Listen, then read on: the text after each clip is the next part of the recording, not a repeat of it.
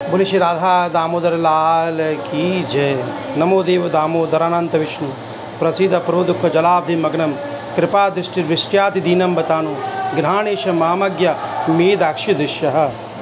बोलो राधा दामोदर भगवान की जय। मेरा नाम कृष्ण बलराम गोस्वामी, मैं राधा दामोदर मंदिर का सेवायत। इस मंदिर के 14वें पीठाधीश्वर आचार्य श्री निर्मल चंद गोस्वामी जी महाराज मेरे पिता एवं गुरु थे। राधा दामोदर मंदिर अति प्राचीन मंदिर है। इस मंदिर की स्थापना सन 1542 में हुई थी।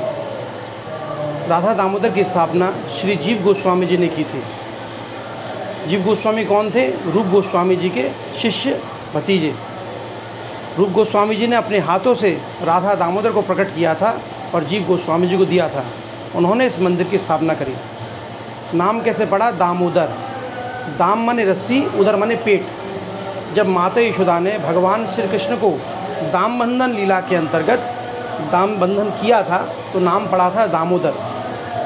तो हमारे जीव गोस्वामी जी ने सोचा कि भगवान को भी बांध सकते हैं क्या? बोले बिल्कुल बांध सकते हैं। प्रेम और समर्पण रूपी रस्सी चाहिए। प्रेम होना चाहिए और समर्पण होना चाहिए कि मैं आपका, आप मेरे। पूरी तरह समर्पण होगा तो प्रभु आराम से आपके प्रेम से बंधे जाएंगे।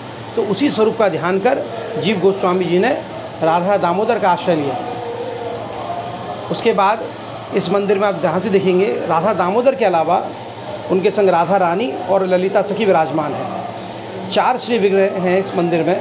राधा दामोदर जो श्री जीव गोस्वामी जी के ठाकुर हैं, राधा वृंदावन चंद कृष्णदास कविराज गोस्वामी जी के ठाकुर हैं जिन्होंने चैतन्य चरितामृत लिखा है, राधा माधव श्री जयदेव गोस्वामी जी के ठाकुर जिन्होंने गीत गोविंद की रचना करी, राधा छैल चिकन जिनको हम राधा छैल बिहारी के नाम से जानते हैं, श्री भूगर गोस्वामी जी के ठाकुर।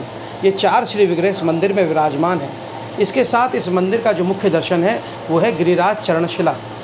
यहाँ पर एक शिला है जो भगवान श्री कृष्ण जी ने स्वयं अपने हाथों से सनातन गोस्वामी जी को दिया था। उनका नित्य नियम था वृंदावन से पैदल जाकर गोवर्धन की परिक्रमा देना, 7 कोस जाना, 7 कोस आना और 7 कोस की परिक्रमा करके ही वो जल ग्रहण करते थे, अन्यथा वो जल भी नहीं पीते थे। सारा जीवन कठोर तप किया। उनकी इस तपस्या से प्रसन्न होकर भगवान दामोदर ने उनको गिरिराज जी में चकलेश्वर के पास दर्शन दिया। बोले सनातन अब तुम परिक्रमा छोड़ दो। सनातन बोले प्रभु नहीं, जब तक मैं जीवित हूँ मैं परिक्रमा नहीं छोड़ूंगा। तो भगवान अति प्रसन्न हुए, उन्होंने बंसी की ध्वनि करी, बंसी बजाई। तब क्या गिरिराज जी से स्वयं एक शिला प्रकट हुई। उस शिला पर भगवान ने 4 चिन्ह दिए। भगवान श्री कृष्ण जी का दाहिना चरण, गौ माता का खुर, ठाकुर जी की बांसी और गाय चराने की लाठी। यही 4 चिन्ह देकर बोले हे सनातन इसको ले जाओ, राधा दामोदर मंदिर में रखना। इसी मंदिर की 4 परिक्रमा करने से गिरिराज जी की 1 परिक्रमा का पूर्ण फल प्राप्त होगा।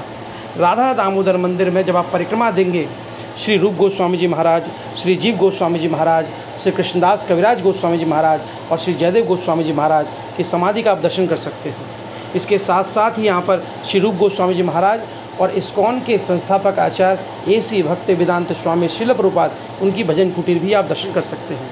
AC भक्ति वेदांत प्रभुपाद जी 1959 से 65 तक राधा दामोदर मंदिर में रहे थे। यहीं पर उन्होंने श्रीमद् भागवत का अंग्रेजी में अनुवाद किया। यहाँ से अमेरिका गए और फिर इस्कॉन की स्थापना करी। ऐसे ही दर्शन आप राधा दामोदर मंदिर में कर सकते हैं। राधा दामोदर मंदिर क्योंकि जमुना जी के एकदम किनारे पर ही स्थित है, तो यहाँ पर लीला ये कि जो राधा दामोदर के श्री विग्रह हैं उनका जो प्राकट्य है वो जमुना जी से ही हुआ है। यमुना नदी बगल में ही बहती है। तो श्री जीव गोस्वामी जी नित्य वहाँ स्नान करने जाते थे। तो एक दिन रूप गोस्वामी के साथ गए तो उनको जमुना जी में एक काले रंग का शिलाखंड प्राप्त हुआ। उस शिलाखंड को मंदिर में लेके आए थे। उसी शिलाखंड से राधा दामोदर लाल प्रकट हुए हैं। बोलो दामोदर भगवान की जय।